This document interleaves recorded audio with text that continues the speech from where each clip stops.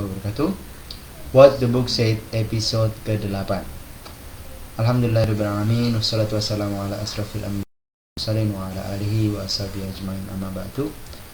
Teman-teman yang Allah muliakan, hari ini What the Book Said episode 8 akan berdiskusi. Saya dan istri akan mendiskusikan tentang sebuah picture book yang berjudul Dark Says Dawn. Picture book ini akan selaras dengan apa yang kami baca, Why Does He Do That dari Lundy Braincroft.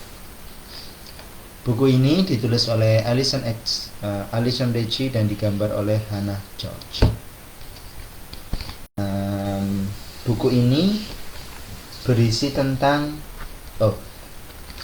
ide utama, gagasan saya dan istri untuk membahas ini adalah kami melihat dan kami merasakan bahwa kami mengalami fase di mana saya merasa diri memiliki kekuasaan, memiliki sebuah kewenangan, dan kewenangan itu membuat diri saya tergoda untuk bersikap dominan. Dominan artinya mengontrol sesuatu, terus menyalahgunakan kewenangan itu, dan ketika respon yang saya dapatkan dari istri tidak sesuai dengan keinginan saya menjadi angry dan abusive gitu. Jadi dibahas sebenarnya di sini ya, panjang lebar gitu, di Why Does He Do That. Cuma kalau membahas ini sulit, teman-teman. Dalam media podcast seperti ini sulit, karena memang teman-teman hanya akan membaca ini itu ketika di bab-bab, di bagian-bagian memang teman-teman butuhkan. Yang kedua, mungkin teman-teman ketika membaca buku ini memang tidak semuanya akan sesuai dengan kondisi teman-teman. Tapi ketika teman-teman membaca buku ini, bagi saya misalnya sebagai seorang laki-laki, saya jadi mengerti apa yang sebenarnya terjadi dalam diri saya. Ini seperti cermin loh. Saya nggak bisa melihat tai lalat di kening saya sendiri. Saya perlu cermin. Nah, cerminnya itu ini. Apa yang sebenarnya aku lakukan? Aku mencintai istriku, aku menyayangi anak-anakku, tapi kenapa aku bersikap dominan kepada mereka? Aku ingin mengontrol mereka dan mereka tidak patuh padaku. Ketika mereka tidak taat pada peraturan-peraturan yang sudah aku tetapkan, tidak mengikuti apa yang ayahnya inginkan, aku marah, aku abusive, dan aku berusaha melakukannya untuk mengontrol, dan aku bahkan mengancam, kalau kamu tidak seperti itu nanti aku marah loh. Kalau kamu melanggar aturan nanti Allah marah loh. Apakah benar Allah menginginkan seperti itu bentuk ancamannya? Atau bagaimana proses pendidikan terhadap diriku, terhadap anakku, dan bagaimana menempatkan diriku juga Allah Tuhan mereka pada porsi yang pas untuk mengontrol. Jadi bukan kemudian ayahnya atau Tuhannya itu bersikap mengontrol dan abusive, kemudian marah dan seterusnya, itu bukan begitu. Prosesnya demikian. Dan bagi seorang perempuan atau istri misalnya ketika membaca buku ini, itu bersikap lebih arif ya. Bahkan Lundy Braincroft mengatakan agar Umi itu sedikit memikirkanku ya, tidak memikirkan tentang dorongan-doronganku untuk mengontrol. Ya, aku bukan malaikat ya, manusia, di mana aku memiliki tabiat. Surat Al-Baqarah ayat 30, berbuat kerusakan dan menumpahkan darah. Nah, bagaimana tabiat ini? Tabiat yang buruk sebenarnya, tapi kemudian diberikan sebuah ditanamkan fitrah oleh Allah SWT, innately predisposed to know God and to do good. Sebuah sifat pembawaan, tabiat juga, predisposed to know God and to do good, untuk mengenal Allah dan juga untuk berbuat baik. Di sini. Nah, saya saya dan istri mendapati sebuah metafora yang menarik ya dari bukunya ini, Alison Ritchie dan Hannah George, tentang Dark Side Dawn, yang relevan dengan apa yang tadi kami sampaikan. Gagasan utamanya adalah apa yang sebenarnya terjadi ketika ada seseorang itu ingin mengontrol Lalu seseorang ketika sudah mengontrol, dia punya aturan-aturan dan aturan-aturan itu dilanggar, maka dia marah, maka dia abusive. Itu. Dan sama sebenarnya ketika saya mengucapkan, ya, saya terima nikahnya Wiwit Kurniasih Tulusuriani dengan mas kawin sekian dibayar tunai, sah. Wah, saya mendapatkan sebuah kewenangan. Di dalamnya ada tugas, ada tanggung jawab. Maka saya buat aturan. Dan semua keluarga memang sedapatnya begitu, membuat aturan-aturan. Nah, bagaimana ketika aturan-aturan ternyata dilanggar? Muncul rasa tidak dihargai, tidak diterima, tidak dianggap sebagai pemimpin. Loh, aku kan pemimpinmu, aku bertanggung jawab padamu, aku ingin yang terbaik. Maka kemudian saya menganggap diri saya sebagai the why, si pemilik alasan. Padahal tidak seperti itu. Ada nanti di buku yang lain, Start with Why dari Simon Sinek. Wah, panjang nanti kalau bicara itu. Nah, saya ingin bicara sedikit tentang Dark Side Down. Ceritanya ya, si bebek ini tuh, ya, bebek ini sedang berada di kolam angsa bersama dengan teman-temannya di kolam angsa. Lalu ketika dia sedang ada di kolam angsa bersama dengan teman-temannya ini, dia mendapatkan sebuah tugas, tanggung jawab, dan kewenangan dari angsa. Angsa berkata, aku akan pergi sebentar untuk liburan. Kamu yang menggantikan aku ya, Bek. Gitu. Wah, aku menggantikanmu. Wah, percayalah padaku, aku orang yang dapat diandalkan. Kira-kira begitu ya. Bisa diandalkan. Kemudian dia berjanji, responsibility, memiliki tanggung jawab. Maka di pagi harinya dia melihat para capung sedang berlomba, racing, balapan. Oh. Tidak boleh balapan di sini. Wah, ini bisa mengganggu kerusakan taman. Dia bikin papan tanda. Tidak boleh balapan. Waduh, semua orang bingung. Ini siapa yang bikin? Bebek, penanggung jawab kolam. Besoknya ketika siapa ini? Kingfisher, raja udang meninting atau burung pekakak, istilah di sini, memancing. Bebek melarang, oh jangan memancing di sini. Loh, saya cuma cari makan. Oh nggak boleh di sini, nggak boleh. Loh, gimana saya cari makan? Di tempat lain dong. Jangan di sini. Nanti kalau kamu ngambil ikan-ikan di sini, oh gimana? Yang lain nanti jadi iri, yang lain juga jadi pengen. Nggak boleh. Ini saya pengen bersikap adil. Dia bikin papan tanda lagi. No fishing. Nah, gini. No fishing. Nah, ya. Tidak boleh memancing. Terus ada juga para kata berenang. Woi, tidak boleh menyelam, tidak boleh berenang di sini. Akhirnya punya banyak sekali peraturan yang tidak boleh dilanggar oleh para pengikut-pengikutnya atau para peserta di kolam. Nggak boleh ngapa-ngapain. No running, no jumping, no rushing, no fishing, no diving, no splashing, no swimming, and etc. Akhirnya kolam itu menjadi kolam yang sangat nyaman. Ini kayak di masjid dulu.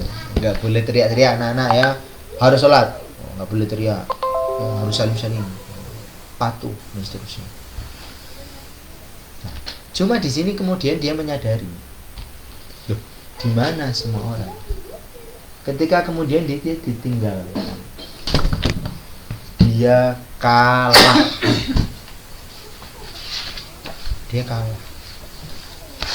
Orang-orang kemudian memilih tempat yang lain. Saya pernah merasakannya. Ketika kemudian saya di berbagai komunitas itu menjadi orang yang kalah, menjadi orang yang tidak diakui. Kemudian saya ibarat menjadi ikan kecil dalam sebuah kolam besar di berbagai komunitas. Lalu saya pindah dari ikan kecil di kolam besar, saya berpindah menjadi ikan besar di kolam kecil keluarga. Saya menyadari bahwa ternyata saya terlalu banyak aturan. terlalu banyak harapan, terlalu banyak ambisi, dan saya tidak memiliki angka cukup. Ya. Wah. Kemudian saya pernah merasakan ini sebagai orang yang dominan. Kemudian saya dianggap tidak pas gitu. Dan mungkin orang-orang memang ya tidak sesuai dengan gaya kepemimpinan saya. Kemudian emang controlling gitu ya, command. Kalau istilahnya Bahasa di talent mapping itu controlling, command gitu. Dan sulit bagi orang lain untuk menundukkan saya, karena saya tidak mudah ditundukkan. Tidak mudah mengalah karena saya lebih banyak cenderung. Nah, salah-satunya yang bisa mengalahkan saya itu sebenarnya adalah keluarga. Maka disinilah sebenarnya saya itu akan berinteraksi lebih banyak di keluarga, bukan di komunitas. Menjadi ikan besar dalam kolam kecil. Mirip nih. Lanjut dulu. Nah, kemudian dia membuat papan tanda nih. Papan tanda yang baru, aturan yang baru. Orang-orang pun juga mengatakan, ini orang-orang di masa lalu. Oh, saya juga punya teman-teman di masa lalu yang tidak percaya bahwa saya sudah berubah. Banyak. Dan memang gitu, teman-teman. Teman-teman di masa lalu kita itu tidak percaya kalau kita telah berubah. Allah, mesti kamu masih pengen seperti aku kan? Saya ada di buku yang lain dari Anthony Browning gitu. Pasti kamu menginginkan apa yang aku dapatkan. Ya. Namanya itu Look What I've Got. Nah, dari Anthony Browning. Nanti dibahas di buku selanjutnya insya Allah. Dia nulis, Doug is very sorry, please come back, dan seterusnya. Nah, orang-orang kemudian ketika tidak membutuhkan, seperti law of attraction ya, hukum ketertarikan ya. Justru ketika kita itu merasa bahwa kita tidak membutuhkan, bukan tidak membutuhkan, kita tidak bertanggung jawab, atau kita itu mengurangi rasa controlling kita, keinginan kita untuk mengontrol sesuatu. Bebek yang berkata tidak, melarang dengan berbagai macam aturan, itu justru akan membuat orang itu semakin, atau keluarga kita ya, itu semakin menjauh dari kita. Oh, ayahnya ini sedang sibuk, jangan diganggu. Makanya makin jauh. Nah, akhirnya kemudian kolam itu kembali ramai seperti semula. Bahkan kemudian si angsa ketika pulang, ketika dia pulang, dia merasakan, wah, ternyata kolamnya jadi menarik sekali ketika aku tinggalkan. Maka dia bilang, kalau begitu besok lagi kamu jadi penanggung jawab ya, Bek, gitu kan, kata si angsa. Si bebek bilang, enggak. Jadi berkata tidak pada sebuah komunitas. Aku tuh kemarin ya diberitahu ada teman silatku itu anaknya mau dimasukkan ke sekolah ya, yang sekolahnya itu tagline-nya itu berbaur dengan masyarakat, jadi tidak punya pagar. Aku nanya, loh beneran nggak punya pagar? Iya, nggak ada pagar. Waduh, pagar sebagai sebuah sebagai sebuah batas fisik, oke. Tapi pagar secara batas psikologis itu penting, karena pagar itu di mana mereka berhenti dan di mana aku memulai. Ada sebuah batas, ada sebuah privasi. Nah, Dark Side Downs ini juga Why does he do that? Itu bicara juga tentang batas ini. Bagaimana batas kita itu terhadap pasangan kita, terhadap anak-anak kita gitu. Dan aku ngerasa buku ini tuh ya menceritakan bagaimana sebuah dominasi itu terjadi. Dominasi dari seorang laki-laki, ini kan bebek laki-laki. Dominasi dari seorang laki-laki yang kemudian membuat berbagai macam aturan atas kewenangan yang dia dapatkan. Dia berwenang untuk melakukan apapun gitu. Sama seperti ketika seorang suami itu berada di di rumah tangga, bayangin ya, bahkan Rasulullah SAW itu berkata, jika aku memperbolehkan atau mengizinkan seorang manusia itu bersujud kepada manusia yang lain, maka aku akan meminta seorang perempuan bersujud kepada suami, kan gitu ya? Iya nggak? Pernah dengar? Istri pada suami. Itu karena betapa seorang istri itu harus super taat kepada suami. Nggak boleh ada dialektika. Saya merasakan itu. Nggak boleh, harus patuh. Wah, patuh. Saya jadi pemimpin. Saya berasa pada fase seperti itu, di mana saya merasa bahwa saya itu harus dipatuhi. Ada hadis lain, ya. Hadis lain tentang apa? Jika seorang suami itu menginginkan istrinya, harus dilayani dalam keadaan apapun. Bahkan ketika ada di sekedip unta, maksudnya di di tempat yang sulit gitu loh. Atau bahkan ketika dia mau merasakan sakitnya melahirkan, ketika akan melahirkan kok suaminya pengen, itu diwajib dilayani. Dan kalau seorang istri itu menolak, maka istri itu akan dilaknat oleh bidadari surga. Itu hadis Rasulullah SAW. Ya benar gitu ya. Tapi ketika seorang suami merasakan hadis-hadis ini, itu sebagai sebuah pembenaran dan legitimasi baginya. Kata ini di sini loh. Si Daksaidon kan bilang, nih ya, God wants me to look after the poor. Allah, terus kemudian ayahku, atau bahkan kalau dijodohin, ayahmu itu menginginkan aku untuk bertanggung jawab padamu. Asik, gitu kan? Ya. Murabiahmu itu menjodohkanmu dengan aku. Gitu. Nah, lalu dia berkata, ya, goals, I will do my very best. He promised. Dia berjanji. Saya juga kayak gitu. Waktu saya nikah ya, ada yang memberikan surat pada saya, temannya istri. Dia tahu kalau saya itu controlling man. Nah, kan? Dia bilang, Dev, ingat ya, jangan pernah marah sama Philip. Oke, siap. Saya berpikir itu hal yang mudah.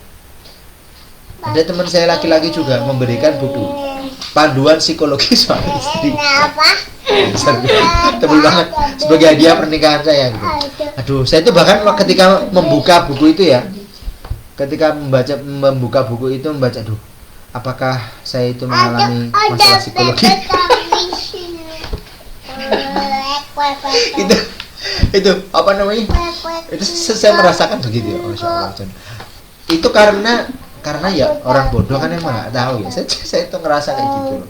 Jadi saya buat aturan, saya merasa punya legitimasi, maka saya buat larangan-larangan. Dan ketika istri saya atau anak saya, keluarga saya, atau orang-orang yang di bawah subordinat saya merasa pengen bertakwa, saya membenturkan dengan adab.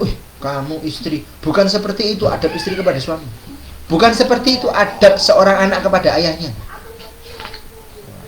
Saya baca itu loh, ada harus berlaku lemah lembut seperti Ibrahim berkata kepada Azar, ayahnya. Meskipun ayahnya itu bersikap buruk saja, Ibrahim itu bersikap baik kepada ayahnya. Saya juga baca ada buku bagaimana berbakti kepada orang tua dari Syekh Abdullah bin Bas. Saya pernah baca itu tentang uraiannya, bagaimana bersikap lemah lembut kepada orang tua meskipun orang tua itu melakukan suatu keburukan. Meskipun dalam sebuah kaidahnya apa? La ta'ata li makhluqin fil ma'syiatil khaliq, inna ta'ata fil ma'ruf. Nah, saya itu merasa bahwa saya berlaku pada hal yang ma'ruf. Aku itu kan memimpin kamu. Itu. Dan aku tidak bermaksiat kok. Ini untuk kebaikan keluarga kita. Aku ikut training ini, ikut kegiatan ini, aku membangun jaringan. Ini semua untuk keluarga aku. Apa kamu nggak bangga memiliki suami seperti ini? Apa kamu tidak bangga anak-anakmu memiliki ayah yang dikenal oleh banyak orang? Gitu loh. Kayak gitu. Itu yang membuat kemudian saya merasa bahwa aturan-aturan yang saya buat, saya juga akan bermanfaat bagi keluarga saya di masa yang akan datang, sehingga saya memiliki kecenderungan ke sana. Ini yang saya rasakan, yang selaras dengan buku Dark Says Down. Dan emang saya kayak bebek ya, ngomong baik gitu ya. Terus ada di sini why does he do that? Sedangkan di sini ada banyak sekali tipe, ada 10 tipe karakter orang yang marah. Teman-teman bisa mencari karakter yang paling pas dengan teman-teman di buku ini. Why does he do that? Saya merasa bahwa saya itu, saya juga udah selesai belum baca bukunya? Belum, banyak sih, malah baca Ernest Hemingway. Betul gitu. Itu. Cuma ini ada satu yang menarik buat saya dan saya ingin membagikannya kepada teman-teman yang suka refleksi, mendiskusikan materi yang telah saya baca untuk saya diskusikan dengan istri saya, didokumentasikan. Semoga nanti bermanfaat bagi anak-anak saya kan gitu. Nah, inilah kolam ikan besar dalam kolam kecil keluarga. Saya tidak mengharapkan atau saya nothing tulus. Ada orang mau nonton silahkan, enggak juga nggak apa-apa, karena ini adalah pesan, sebuah kenangan yang akan saya gunakan bersama dengan anak-anak saya di masa yang akan datang. Begitu kan? Alhamdulillah. Ada tambahan? Terima kasih. Assalamualaikum warahmatullahi wabarakatuh. Sampai jumpa di What the Book Said episode berikutnya. Assalamualaikum warahmatullahi wabarakatuh.